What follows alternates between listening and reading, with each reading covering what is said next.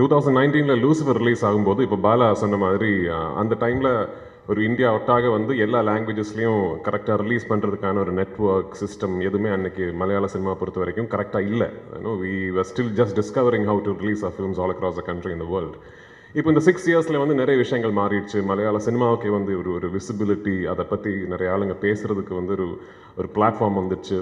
So by the time we started Empuraan, we knew இந்த படம் release ஆகும்போது ஒவ்வொரு லாங்குவேஜ்லேயும் கரெக்டாக டப்பிங் பண்ணி அதுக்கு லாங்குவேஜுக்கு வந்து எவ்வளோ நேட்டிவாக ஒரு ஆத்தென்டிக்காக ஃபீல் கொடுக்க முடியுமோ அதுக்கான எஃபர்ட்ஸ் எல்லாமே போட்டு 5 லாங்குவேஜஸ்லையும் கரெக்டாக சைமல்டேனியஸில் full country full world release பண்ணோங்கிறது we already had a plan.